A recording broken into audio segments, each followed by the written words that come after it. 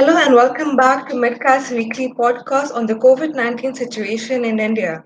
I'm Nikita Kohli, a geopolitical intelligence analyst with Medcast's Projective Risk Intelligence Division, and I will be running you through the numbers of 24th of September 2020. Now that we have about 100 days left in 2020 and it has become quite apparent that the pandemic is here to stay with us, I thought of including some of the other impacts of the viral infection that it has had on us, apart from just looking at the numbers. Please leave us a comment below on what you think of the new format that we are having today for you and let us know how we can make things better for you to understand when you go ahead and start your operations again. So in today's podcast, I will be looking at first the pan-India numbers before diving a bit deeper into the state-level numbers before finally looking at the patterns behind the numbers. But just to give you an overview, this is where we are at. Total number of cases of COVID-19 in India is reaching 6 million, but because of that, the active cases has also decreased by just over 5% to reach 16, almost 17% of active caseload amongst the total caseload.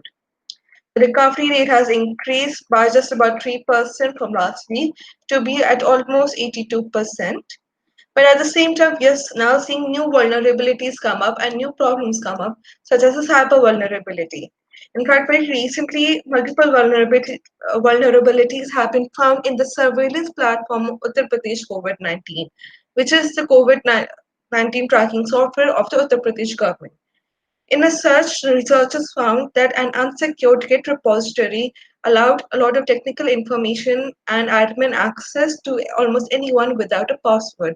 With this, people could go in and change almost anything, such as the request of patients when they needed to be released from quarantine, who needed to be added, as well as positive and negative test results. This kind of cyber vulnerability and security aspects have now come out into the open and will now be the focus as we go along. It will not just be about the numbers anymore, but making sure that the new security and the new age analysis needs to be done. Finally, this is for the first time that we are seeing in India that the number of recoveries has exceeded the number of new cases for the first time. That is, as per the numbers recorded on 23rd of September, there are 866 more recoveries than new cases recorded in that single day. As you can see in the graph below, the number of new recoveries has always been far below than that of new cases. And in fact, it was very recently on 16th of September around that the number of new cases exceeded so far out and the number of new recoveries dropped quite below.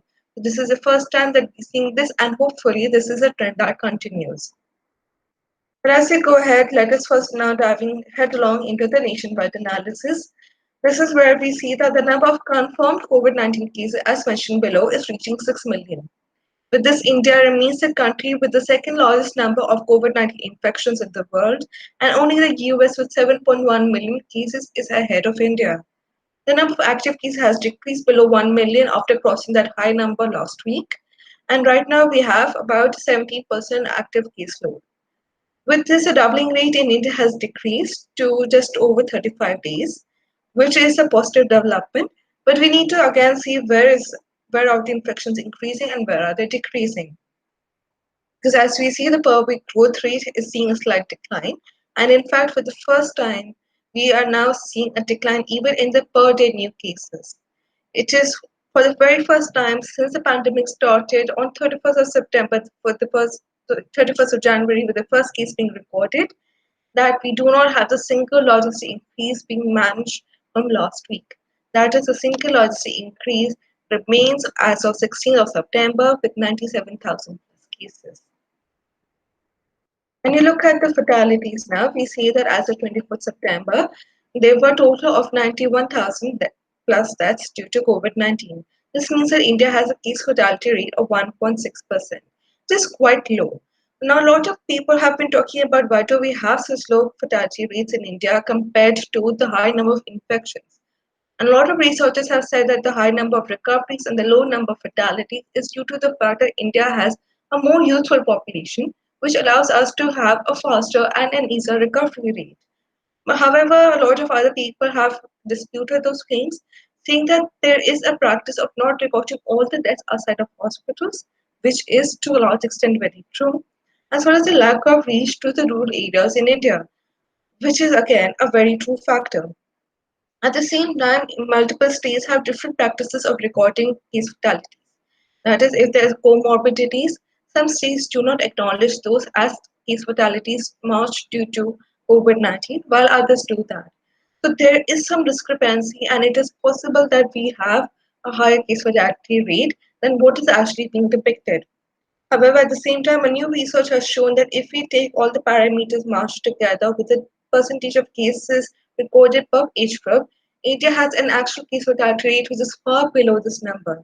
So the discrepancy of whether we mark all the deaths due to with comorbidities in some states, such as in Delhi, which has a very high case load, and compared to other places where we do not, such as in West Bengal, it is balancing it out in a different way, and perhaps you're not getting the accurate picture, but it will somewhere manage around and peak around 1.6%.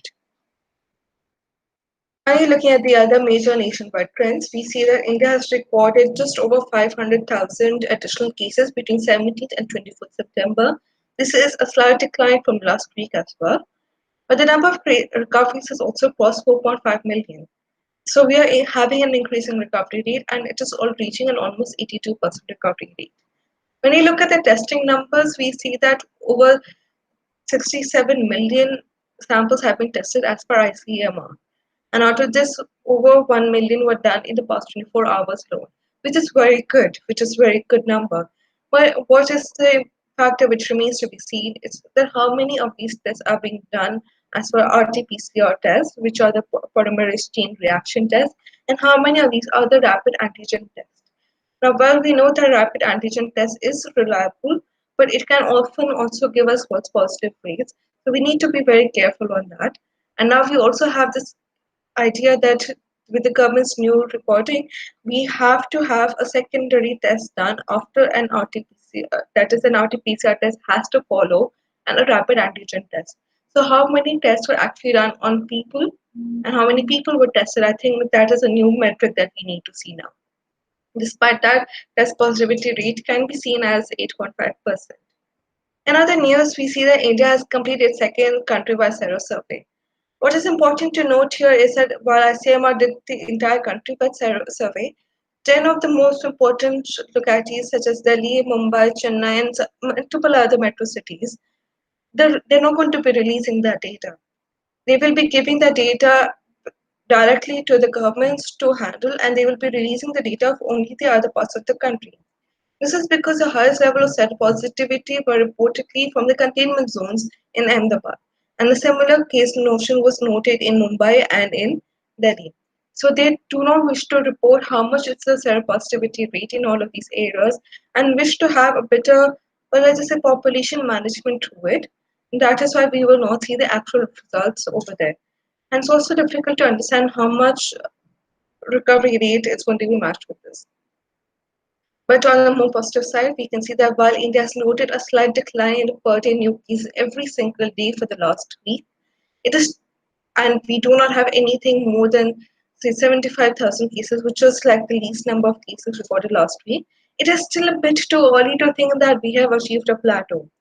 We are now seeing multiple protests across the country with the farmers' protests which are happening. We will see thousands of people on the street in close proximity with each other. This can lead to a serious jump in cases, and this will be observed by mid October. So I think we can look for another spike around that time. With these developments in the increase in cases, we will see localized lockdown at micro levels, such as at the district level.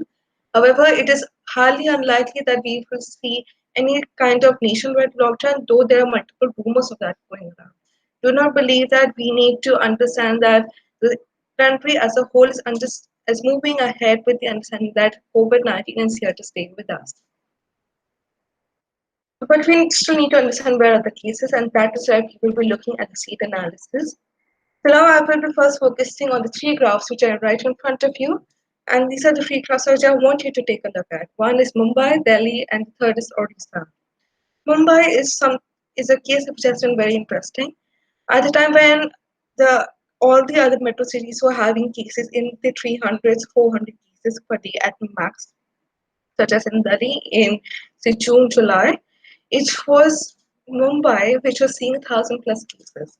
But when the other cases started increasing, with even Mumbai, Pune reporting 3,000, 4,000 cases, the number of cases per day remained around just over 1,000 cases per day in Mumbai. So it has seen a more steady growth. However, it is in the last few weeks, it has seen a steady increase with over 2,000 cases being recorded almost every single day, which is quite a bit of concern for us.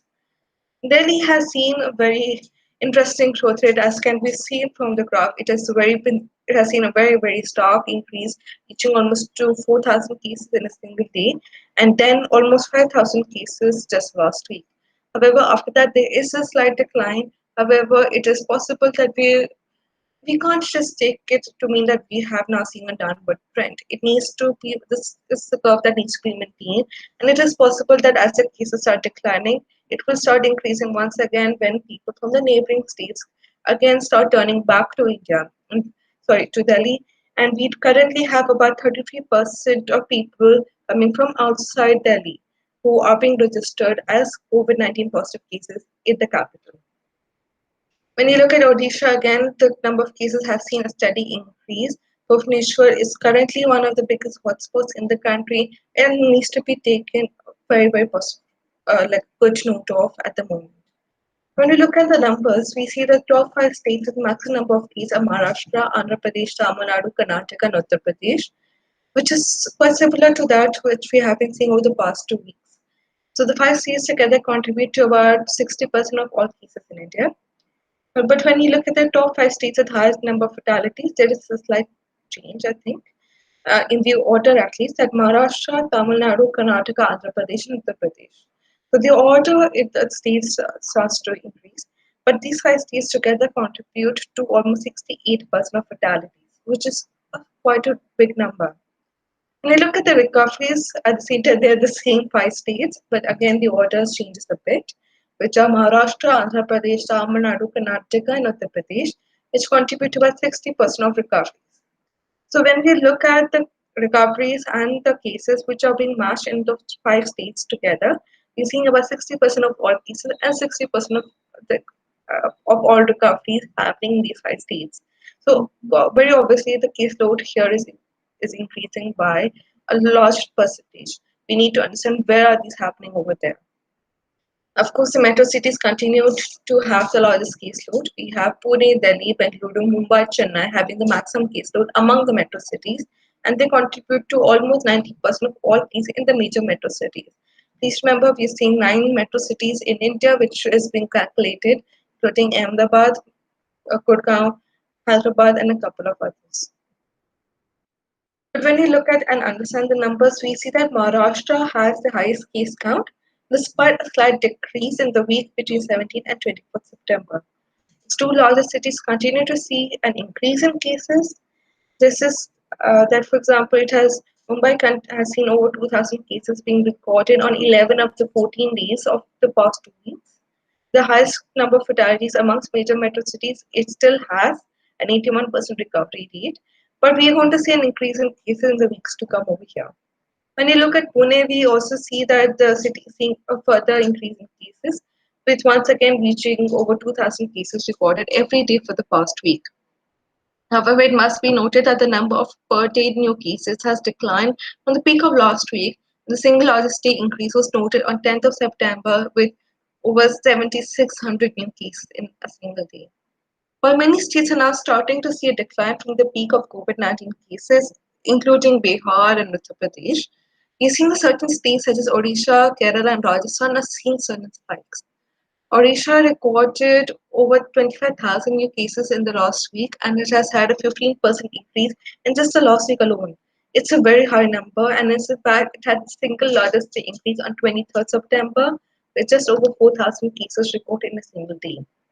Kerala is also seeing its largest single day increase on 23rd of September, with over 5,000 cases recorded that day, leading to an almost 30% active case load.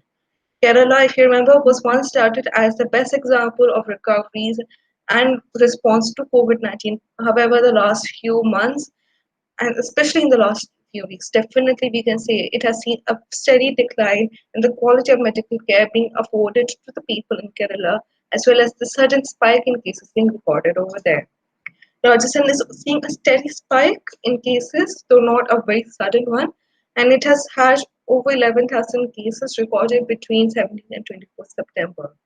So quite clearly, where we are seeing a decline in the overall cases, we are also seeing a, an increase in certain areas. We definitely cannot be very complacent now, and we need to be even more cautious, wear face masks, and maintain social distancing at all points of time. Until next week, take care and goodbye.